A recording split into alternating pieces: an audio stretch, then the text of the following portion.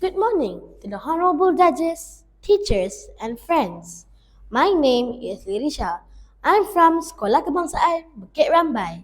I'm Standard 5. Today, I'm going to tell you a story about a very mysterious case. But first, the title of my story today is The Buttercup Spell. Do you know the story about the Buttercup Spell? Well, let me tell it to you. Lend me your ears, sit back, and relax. It happened that a farmer, many years ago, had a wonderful cow named Buttercup.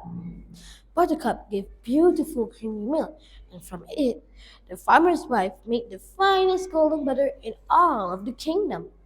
Even the king and queen sent a servant each day to buy some of the delicious butter for them to eat their breads every morning. And they lived happily ever after.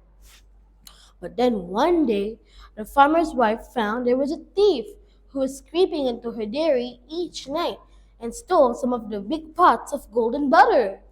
But no one had seen the thief. Who on earth could it be? Is it Lily, the dairy maid? She wondered.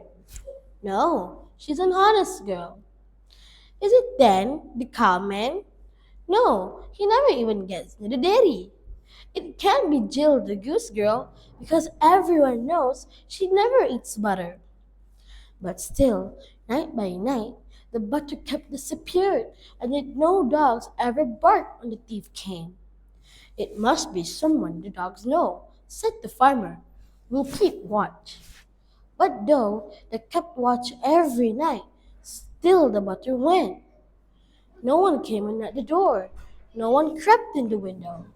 Then who took the butter? The farmer's wife went to her great grandmother, who was a witch, and told her the whole story. The old woman just listened and nodded her head. Ah, it must certainly be someone that loves butter and craves for it. Someone who is very clever, clever enough to take it under your very noses. And which cow did you say gives the finest butter? Buttercup, said the farmer's wife, and she is well named for her creamy milk makes the butter and is sent up to the royal palace every day. Ah, Buttercup, said the old dame. Well then, you must pick the finest golden buttercup there you can see. Bring it back to me, and I will soon be able to find the thief. The farmer's wife picked the fine golden buttercup, whose cup shone as bright as the sun. The old witch walked back to the farm and spoke out loud to the farmer. Call all of your workers here, every one of them. One by one came and stood in front of the old woman, half afraid because they knew she was a witch. After a few minutes, the old woman spoke out again. It's none of these. Are these all of your workers? Well, there's only Jill, the goose girl, said the farmer's wife. She never eats butter, so she can't be the thief. Fetch her, commanded the old witch. The workers went back to the task, and the goose girl was sent for.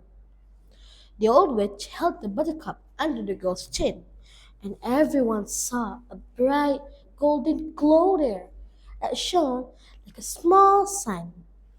Here is the thief, said the old witch. Jill, the goose girl, who says she never eats butter. I'm not. As I said, I never eat butter. But my mother needs it very much because of her illness, wept the girl. Poor child, said the farmer's wife kindly. You did wrong, but I see how much you love your mother. Promise not to steal again, and your mother should have all the butter and milk and eggs that she needs.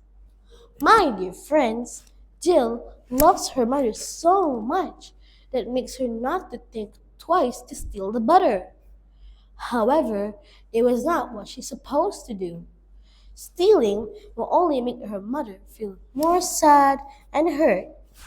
Till then, I end my story with thank you.